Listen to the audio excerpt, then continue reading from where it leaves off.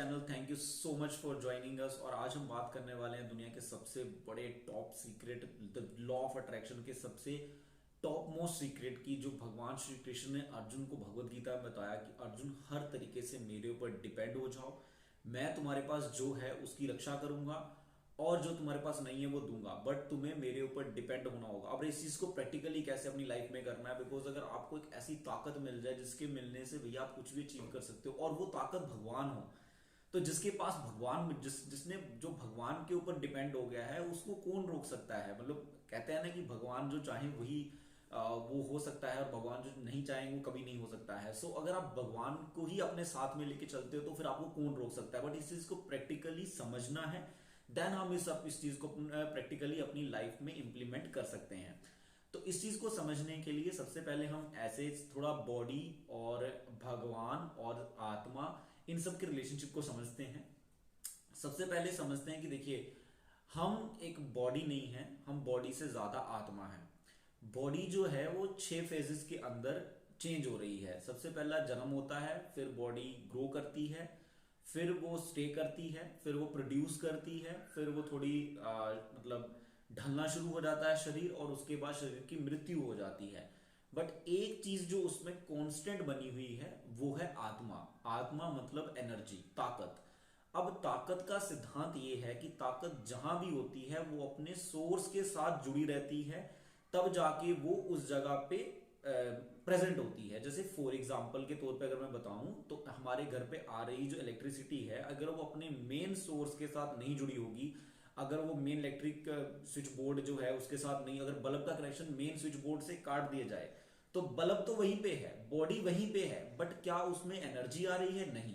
But जैसे ही उसको source के साथ कनेक्ट किया जाता है, energy is neither be created nor be destroyed, it just transform one form to another form. एक फॉर्म से दूसरे फॉर्म में ट्रांसफॉर्म हो जाती है।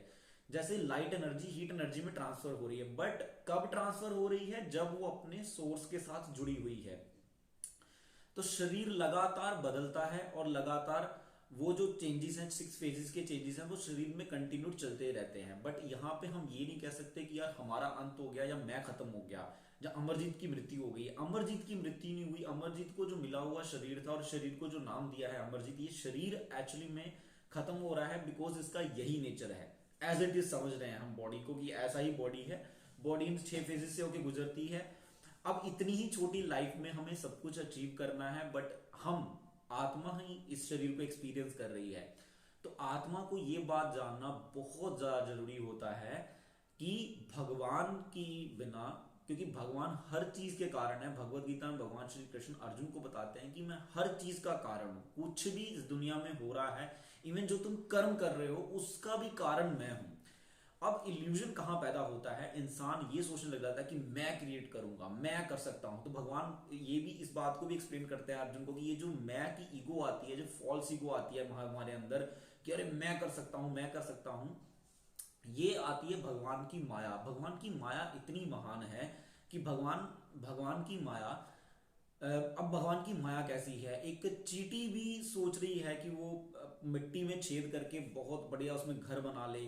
ब्रह्मा जी सोच रहे हैं कि वो बहुत बड़ी क्रिएशन कर ले। एक आदमी, आम आदमी सोच रहा है कि अपने घर बना ले। तो हम कब सब कुछ ना कुछ क्रिएट करने की सोच रहे हैं। बट जब हम कुछ क्रिएट करने की सोच रहे हैं तो हम ये बात नहीं भूल सकते कि ब्रह्मा जी ने ज्ञान लिया था श्री कृष्ण से एंड देन क्रिएशन करी। अगर हम अपनी स्पिरिचुअल स्टडीज में जाते हैं, साइंटिफिक एक्सपेक्ट से भी समझें, तो आप इस चीज को समझिए कि यार अगर मैं चाहूं कि मैं कुछ कर सकता, मैं कुछ करना चाहूं, मोटिवेशनल वीडियोस एक तरफ होती है। अगर मैं चाहूं, अगर मैं पूरी ताकत से चाहूं कि मैं कुछ करना चाहता हूं, बट इस शरीर के ऊपर, इस ब्रेथ के ऊपर भी मेरा कंट्रोल नहीं है। क्या मैं, अगर मैं चाहूं कि यार मैं 100 साल तक इस शरीर में जिंदा रहना चाहता हूं, तो क्या मैं रह सकता हूं? मैं नहीं रह सकता। So this is the all reason जिसकी वजह से भगवान श्री कृष्ण अर्जुन को अपने ऊपर डिपेंड होने के लिए बोलते हैं। दूसरी बात जो है कि एनर्जी एक शरीर से दूसरे शरीर में परिवर्तन हो रही है, जो बात मैंने स्टार्टिंग में आपको बताई। अब इस शरीर को छोड़ के मुझे दूसरे शरीर को प्राप्त करना पड़ेगा। इसका मतलब क्या है कि अगर इस शरीर में मैं कोई चीज प्राप्त करने की कोशिश कर रहा हूं जो कि मटेरियलिस्टिक है, जैसे घर, गाड़ी, पैसा, जो चीजें इसी शरीर के साथ, जितनी भी चीजों के संबंध इस शरीर के साथ हैं, जैसे ही वो इस शरीर खत्म होगा वो सारी चीजों के संबंध भी खत्म हो जाएंगे। बट जब हम स्पिरिचुअलिटी को समझने की कोशिश करते हैं, भगवान को समझने की कोशिश करते हैं, तो हम हमारी जो सारी इच्छाएं होती हैं रहती वैसी ही हैं। हम कपड़े पहनते हैं, घर बनाते हैं, सब कुछ करते हैं, बट तब ये सारी चीजें हम भगवान के लिए करने शुरू कर देते हैं। तब हम सारी चीजें आत्मा के स्तर पे शुरू करते हैं, अपने आप को आत्मा समझते हुए। और जब हम अपने आप को आत्मा समझते हुए कर्म करते हैं, तब जो एंग्जाइटी है वो खत्म हो जाती है। बिकॉज हम तब एक रियलिटी को समझना शुरू करते हैं कि जो भी हम कर रहे हैं वो टेम्परेरी, वो खत्म नहीं होने वाला। ये बात अर्जुन को भगवान श्री कृष्ण स्पष्ट करते हैं भगवत गीता में कि अगर अर्जुन पूछता है कि भगवान, अगर इस राह में जो आप मेरे को राह चलने के लिए बोल रहे हैं कि सब कुछ मैं आपके ऊपर डिपेंड हो जाऊं और सब कुछ आपको सेंटर में रखते हुए करूं, तो ऐसा करते हुए क्या मेरा कोई लॉस नहीं होगा ये शरीर खत्म हो जाने के, फिर सब कुछ खत्म हो जाएगा? तो भगवान भगवद गीता में बोलते हैं कि नहीं अर्जुन, ऐसा नहीं होने वाला। अगर इस शरीर में तुम किसी स्तर पे, मतलब इस जो मैं रास्ता तुम्हें चलने के लिए बोल रहा हूँ कि पूरे तरीके से मेरे ऊपर डिपेंड हो जाओ, मेरे लिए हर काम करो, ऐसा करते हो अगर तुम्हारी मृत्यु भी होती है, तो अगला शरीर तुम्हें किसी बहुत ऊंचे परिवार में मिलेगा, किसी विद्वान परिवार में तुम्हारा जन्म होगा, और तुम वहां से ही दोबारा से, वहीं से जहां से तुम्हारा अंत, मतलब जिस जगह से तुम रुक गए थे अपने गोल को अचीव करने के लिए, तुम वहीं से फिर स्टार्ट करोगे। तो तुम्हारा कभी भी ऐसा नहीं होगा कि तुम उस गोल को अचीव नहीं कर पाओगे, तुम उस गोल को अचीव कर पाओगे, इस चीज को मैं श्योर करता हूं। सो द कंसर्न इज कि, और अगर हम जनरल एक्सपेक्ट में हम नॉर्मली भी समझे, तो भगवान के ऊपर भरोसा इतनी बड़ी ताकत है जो आपको फेयरलेस कर देता है, जो आपको इतना भरोसा देता है। मतलब अगर एक आदमी पूरे तरीके से टूट जाता है ना, और वही सोचता है कि यार नहीं, मुझे भगवान पे भरोसा है, भगवान कुछ ना कुछ कर देंगे, तो डेफिनेटली मिरेकल्स होते हैं, नई चीजें होती हैं हमारी लाइफ में, नई अपॉर्चुनिटीज आ जाती हैं, सब कुछ अपने आप, कुछ कुछ चीजें हम कहते हैं यार लाइफ में अपने आप हो रही हैं, तो ये अपने आप होने वाली चीजें कुछ नहीं है, हर चीज के पीछे एक कारण है, और वो कारण भगवान है। इसलिए हमें भगवान पे डिपेंड होना चाहिए, और हमेशा। और ये चीज करनी कैसे, डिपेंड होने का मतलब जो मैं बार बार बोल रहा हूँ, इसका मतलब क्या है कि हमें हमेशा भगवान को याद रखना है। आप हमेशा भगवान को याद कैसे रख सकते हैं?